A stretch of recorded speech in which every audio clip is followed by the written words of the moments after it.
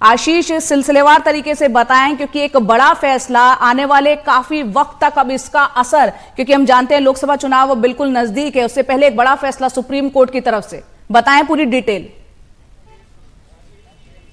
जी देखिए, केंद्र सरकार को बहुत बड़ा झटका यहाँ पर लगा है। 5 जजों के संविधान पीठ ने चुनावी बॉन्ड योजना जो थी, जो 2017 में केंद्र सरकार लेकर आई थी, उसे असंवैधानिक और मनमाना करार दे दिया है।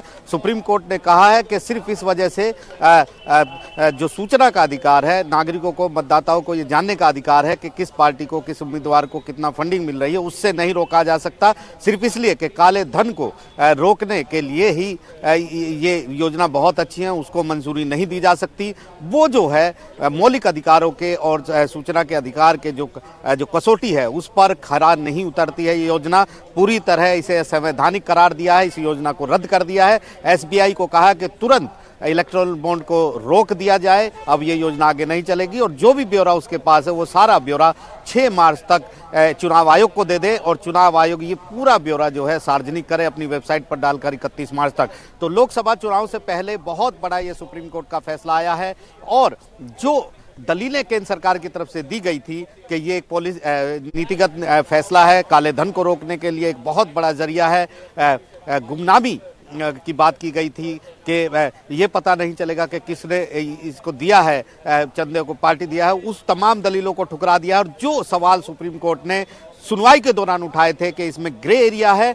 सत्ता पक्ष कभी भी जान सकता है अपनी जांच एजेंसियों के सहारे कि किस व्यक्ति ने किस पार्टी को कितना चंदा दिया है, लेकिन बाकी जो राजनीतिक पार्टियां हैं वो नहीं जान पाएंगी। सुप्रीम कोर्ट ने यह भी कहा था खेलने का समान अवसर मिलना चाहिए, जो प्ले लेवल है वो एक जैसा होना चाहिए और इसके लिए एक पारदर्शी योजना की जरूरत है। तो कहीं ना कहीं सुप्रीम कोर्ट ने साफ तौर पर मान लिया है कि ये जो योजना केंद्र सरकार की थी वो पारदर्शी नहीं थी और उसे रद्द कर दिया है 5 जजों ने और कहा है कि ये न केवल असंवैधानिक है बल्कि मनमानी, आर्बिट्रेरी है, ये सुप्रीम कोर्ट ने कहा है। और सुप्रीम कोर्ट ने कहा है कि सिर्फ इसलिए कि काले धन को रोकने के लिए कारगर है, और भी विकल्प है जो काले धन को रोका जा सकते हैं, खाली एक ही विकल्प नहीं है और इस पूरी योजना को रद्द कर दिया है। बहुत बड़ा फैसला सुप्रीम कोर्ट से आया है। जी, बहुत बड़ा फैसला। यहाँ पर आशीष, यहाँ पर यह भी कहा गया है कि सूचना के अधिकार का ये चुनावी बॉन्ड जो है उल्लंघन करता है। आप लगातार, क्योंकि इस पूरी खबर पर नजर बनाए हुए थे, बताएं अभी तक के चुनावी बॉन्ड को लेकर किस तरह से ये चुनावी बॉन्ड जो है वो सूचना के अधिकार का उल्लंघन कर रहा था, जिसके तहत सुप्रीम कोर्ट को ये बात कहनी पड़ गई और उसको असंवैधानिक करार देना पड़ गया। देखिए, सुप्रीम कोर्ट ने एक बहुत बड़ी बात भी यहाँ पर कही है। सीजेआई डीवाई चंद्रचूड़ ने ये पढ़ा है और उन्होंने बताया कि 4 जजों की तरफ से वो लिख रहे हैं। संजीव खन्ना, जस्टिस संजीव खन्ना जो दूसरे वरिष्ठता में जज हैं, एक उन्होंने भी लिखा, लेकिन उन्होंने भी सहमति जताई है। उन्होंने कहा है कि सिर्फ इसलिए कि किसी का दुरुपयोग हो सकता है, ये एक योजना का आधार नहीं हो सकता है। सुप्रीम कोर्ट ने बहुत बड़ी बात की है। सुप्रीम कोर्ट ने कहा है लोगों को, मतदाताओं को ये जानने का अधिकार है कि किस राजनीतिक पार्टी को, किस उम्मीदवार को कितनी फंडिंग हुई है। ये सूचना के अधिकार के तहत उसकी दी जानी चाहिए, उसे जानकारी होनी चाहिए। और राइट टू इन्फॉर्मेशन के अलावा जो आर्टिकल 19 बने हैं, यानी जानकारी का, जो अभिव्यक्ति का जो अधिकार है, जानकारी रखने का अधिकार है, उसका भी उल्लंघन है, सुप्रीम कोर्ट ने ये कहा है। सुप्रीम कोर्ट ने कहा है कि संविधान सिर्फ इसलिए आंखें मूंद के नहीं रख सकता है क्योंकि किसी भी जो है वो कानून का किसी भी जो उसका दुरुपयोग हो सकता है। ये भी कहा है कि राजनीतिक दलों को फंडिंग के बारे में जो जानकारी होगी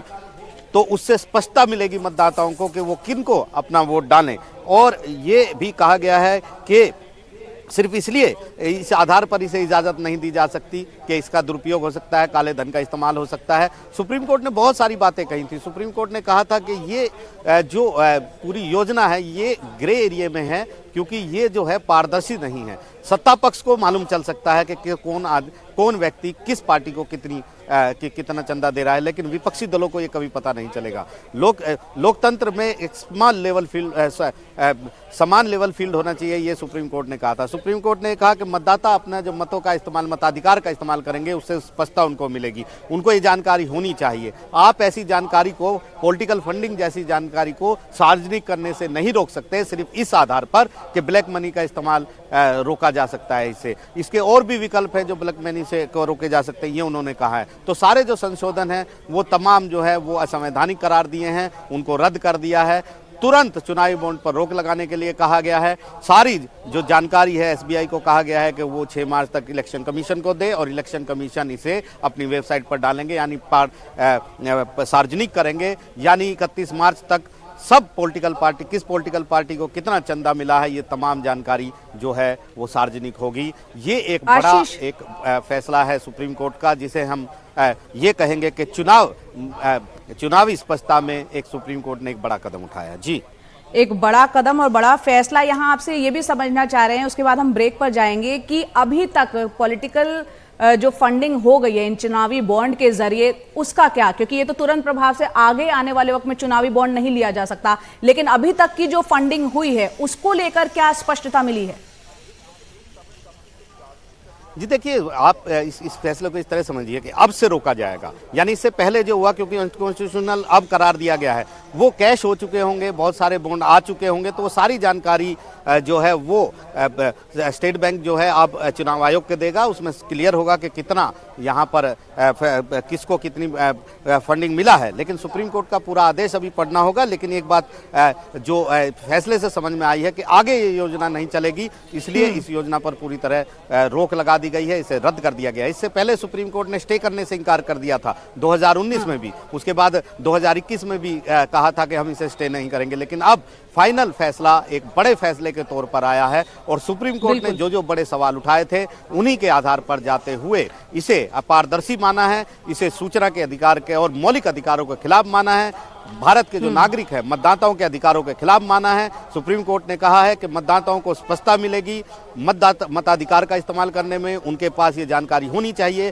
कौन सी पार्टी को कौन व्यक्ति कितना चंदा मिल रहा है, उनको ये तमाम जानकारी उनको मिलनी चाहिए। उन्होंने कहा है कि काले धन को सिर्फ रोकने के आधार पर चुनावी बॉन्ड जैसी योजना को मंजूरी नहीं दी जा सकती है और काले धन को रोकने के लिए और बहुत सारी योजनाएं हैं, बहुत सारे विकल्प हैं, सिर्फ एक विकल्प इलेक्शन बॉन्ड ही नहीं है। एक बड़ा, एक महत्वपूर्ण और एक अहम फैसला जो भारत की राजनीति में हमने देखा, बहुत सारे जो विपक्षी दल थे वो लगातार सवाल उठा रहे थे और अब सुप्रीम कोर्ट ने इस पूरी चुनावी बॉन्ड योजना को रद्द कर दिया है, संवैधानिक और मनमाना करार दिया है।